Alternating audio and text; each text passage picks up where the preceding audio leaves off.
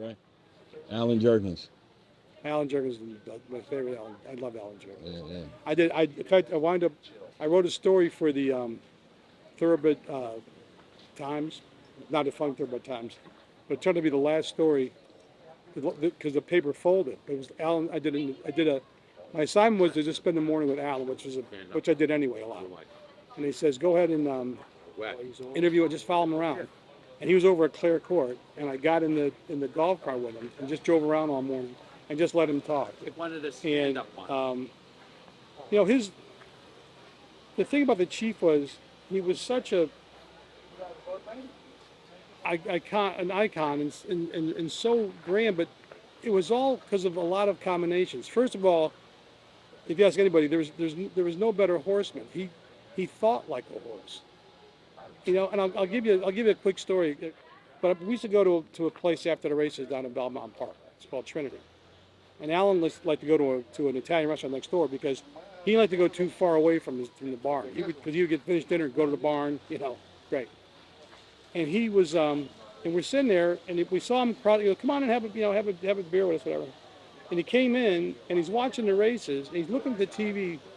He's watching the race, and he sees a horse like gun up on the side, and he sees a jock like really shaking him up, and he goes, and he's not talking to anybody. He's talking to himself, and he says, "Why would you do that?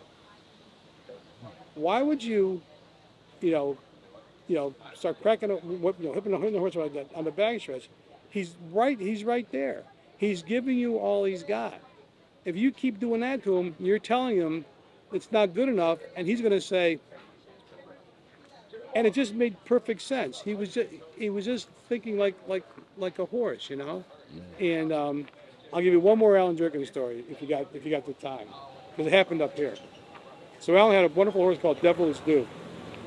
Terrific horse, up here. And the horse was owned by Edie Labouty, whose father was part of Jim French, and there was a whole deal with that. But anyway, the Internal Revenue Service came up here, and they said that he was. They had a lien against the horse because they said that there was a hidden ownership, claim. Yeah, no. So the agent comes up, and she's got the lien tag, and she goes over to Devil's Due, and Alan tells her, "Don't go near that horse," because he was a one-person horse, and that person was Edie, his owner. Everybody else, he was really tough. He was even tough with Alan, okay? And, Yeah. So anyway, she goes up with the tag to put on the thing there, and the horse reaches over and just takes a chunk out of it, And he goes, and everybody's like, don't do that, And I said that. So I wrote about it. I said, that's the first time that I know of that someone took a bite out of the IRS, right?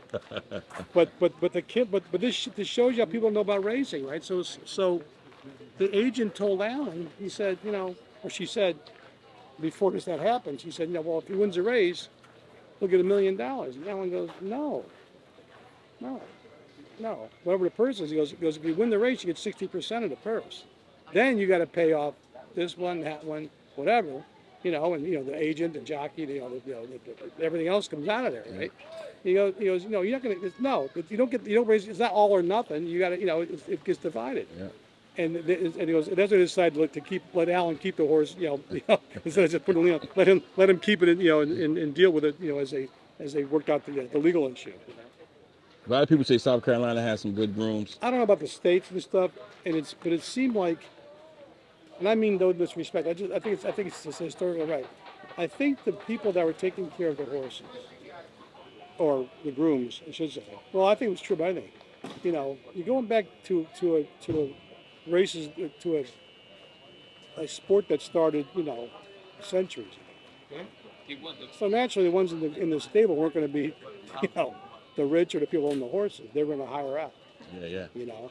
And of course, as things evolved in racing, if you talk about this country, South Carolina was certainly the home of it. In fact, at Belmont Park, there's 2 pillars that were donated to Belmont from years ago, from South Carolina. So they stand in front of the center. That's what they did. I don't know if that's taken down with renovation. But but you think if you had rural southern people, you know, feed a lot of black people, certainly, right? Because they're doing all the work, Yeah. right? Taking care of the farm, taking care of the plantations, Yeah. you know. But and some of the ones were just, I mean, they just their attention to detail, and you realize that they weren't. Where'd you learn it? You had to learn it, you know, from the guy before you, you know, or from a family member, you know, or from someone that knew, and they forgot how to take more about how to take a horse than people know now. Yeah. You know, they had remedies, they had you know, just you know, this horse isn't doing so well, but I think, you know, we had this happen 20 years ago to somebody, you know, and you know, you talk about Alan Jerkens, right? And going back about the back stretch.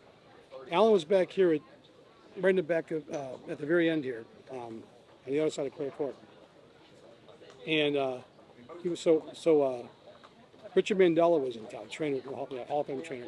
And Richard, you know, had worked with Lefty Nicholson years ago, and he had Lefty in the car, and Lefty had suffered a stroke, so he was like immobile here on the left hand side. Right?